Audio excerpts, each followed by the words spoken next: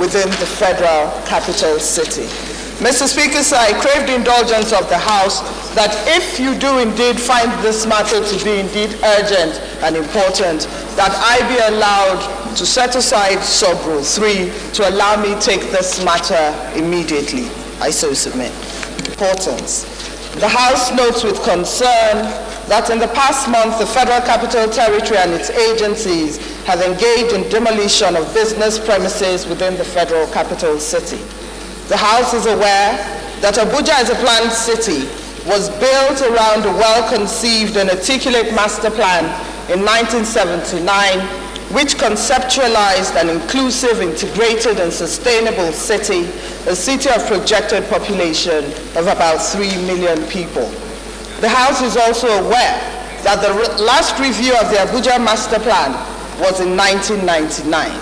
The House is further aware that as of the 2006 census, the population of Abuja was put at about 776,000 people. The House is cognizant of the fact that United Nations figures state that between 2000 and 2010, Abuja experienced phenomenal growth of 139.7%, making it the fastest growing city in the world at a population of 3 million people. The House notes that a further annual growth of 35% due in part to urban drift, migration due to insecurity, economic and social migration has left the population of Abuja hovering at about 6.5 million people, projected to hit 10 million people in the year 2018, just 2 years away. The House recalls that there have been repeated calls for a review of the Abuja Master Plan as stipulated in the Abuja Master Plan to reflect present-day realities as the present has ambushed the Abuja utopia dream. The House is cognizant of the fact that certain deviations to the original master plan, for example, the NNPC Plaza, the military barracks, Shehu Musa Yar'Adua Center, the Sokoro Expressway, drainage infractions in the Apo area that have significantly altered the Abuja master plan remain unchecked, as they have been explained to have been expedient at the time, while we watch with dismay as small and medium businesses have become the focus of demolition exercise. The House is further concerned that figures released this week by the National Bureau of Statistics show that the country is moving from recession to depression following consecutive quarters of negative growth. The House is further aware that the fact that as a nation we need to create at least 30 million jobs for our teeming population. The House therefore resolves to urge the Minister of FCT to immediately commence the review of the Abuja Master Plan to reflect the social, economic, and demographic realities of the present time, to mandate the Minister of Finance, the Minister of Planning, and the economic team to develop an economic model that seeks to formalize the informal sector, promote a financial inclusion, allow for transmission of monetary policy, as well as boost revenue-generating capacity of this hitherto ignored but critical sector of our economy.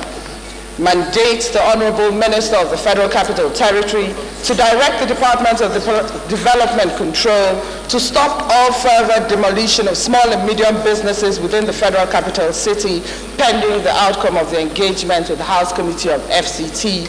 And 4, mandate the House Committee of FCT to engage the Honorable Minister of the Federal Capital Territory and the relevant agencies of the Ministry with their broad recommendations and report back to the House in 2 weeks. I so move. In the Federal Constituency, I am from Gombe State. Mr. Speaker, I rise to second motion, Mr. Speaker. I've had cause to converse with a couple of people, and some people say that it is an emotive motion. But, Mr. Speaker, let me recognize without conceding that indeed it is an emotive motion. Mr. Speaker, the United Nations has called this decade the decade of displacement. Displacement of persons as well as displacement of businesses. And Mr. Speaker, whatever the displacement is, be they of persons or of businesses, displacement is a disruptive and painful exercise that guarantees impoverishment, hopelessness, joblessness, food insecurity, morbidity, social disarticulation, medical hardship, and removal of children from school. Mr. Speaker, sir, forced eviction is a human rights issue as well, but we're not even going to go into that. Mr. Speaker, this motion does not in any way condone arbitrariness, because it is my belief that freedoms without boundaries will definitely breed anarchy. But Mr. Speaker, this motion is premised on the review of the Abuja Master Plan. Abuja, the Federal Capital Territory, was conceived in 1976 via a decree. The Abuja Master Plan was drawn up in 1979, and the concept of it was an inclusive, integrated, sustainable city, a city with a projected population of about 3 million people. Mr. Speaker, the census figures of 2006 puts the population of Abuja at 776,000 people. Between 2000 and 2010, Mr. Speaker, so Abuja saw phenomenal astronomical growth of 139.7% that saw the population of Abuja at 3 million people. Mr. Speaker, sir, this, of course, was followed by a further 35% growth yearly in Abuja that made Abuja hit a population of 6.5 million people, due in part, of course, to urban drift, insurgency, insecurity, economic and social factors. Mr. Speaker, the immediate past Minister of the FCT, Senator Bala Mohammed, said to us that there's a projection that by the year 2018, that the population of Abuja would have hit 10 million people. Mr. Speaker, the last time that there was a review of the Abuja Master Plan was in 1999, and that was even before the census of 2006 that put our population at 776 people. Mr. Speaker, it is worthy of note that Abuja was modeled after the city of Brasilia in Brazil, and it was supposed to be, of course, the administrative capital of the country.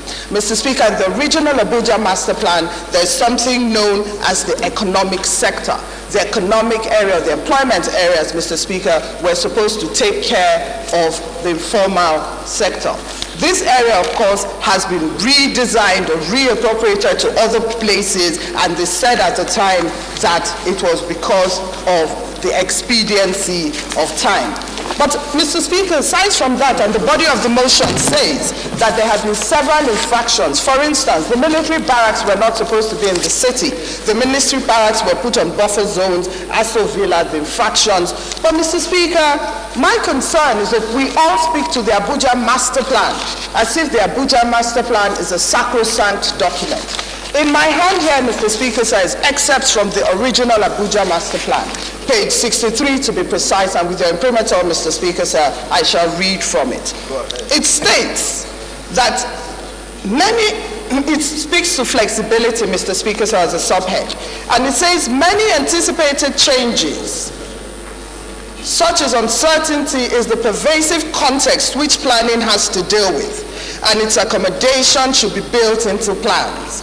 Plans cannot be considered final recipes for a city, but rather as an overall framework for growth which can deal with the unforeseen, as well as predictable changes brought about by growth, change in technology, the economy, society, and institutions. It goes further to say a responsible master plan must therefore define a sufficient number of fixed elements to guide future decision-making without sacrificing the flexibility to adjust the details of the plan, Mr. Speaker, on page 64, it also says, very quickly, flexibility must also accommodate internal evolution or unexpected change. New city buildings experience have shown that although a rigidly fixed plan may provide definitive schemes for the finished city, it is virtually impossible to carry out exactly as originally conceived. Brasilia and Chandigarh, for example, have had to accommodate increases in car ownership and growing taste for a greater variety of housing types. Responding to these changing conditions in a plan not originally conceived with a certain amount of built-in flexibility can require modifications or redevelopment of construction already in place and alteration of development schedules. within the pre-established outlines of the city, the form is allowed to be responsive to social, cultural, economic conditions prevailing at subsequent points in time. Mr. Speaker, sir, that brings me to the main thrust of this motion. Mr. Speaker, Nigeria, unfortunately, presents a very gloomy picture of our economy. Mr. Speaker, unfortunately, as we speak, the figures are, before the rebasing, that Nigeria was an economy of $500 billion. A lot of people say that we had a further $500 billion trapped in infrastructural deficit and, of course, power and so on and so forth, making Nigeria a potential $1 trillion economy. Mr. Speaker, sir, the UNDP furthermore says that 45% of Africa's economy in sub-Saharan Africa is domiciled in the informal sector. The informal sector provides 80% of the jobs that are created in sub-Saharan Africa. Mr. Speaker, sir, our figures are very gloomy. The GDP is in the negative 2.24%, inflation is 18.3%, unemployment is 13.8%, and unemployable is 19.3%. Mr. Speaker, what am I speaking to? That these informal sectors, these small and medium enterprises that have been broken down within the FCT, of course, they also say that they account for 34 trillion naira in our economy. Mr. Speaker, I believe that as a government, as a country, we don't have a welfare basket. The palliatives that we have actually put in place, the 5,000, we've not been able to disburse.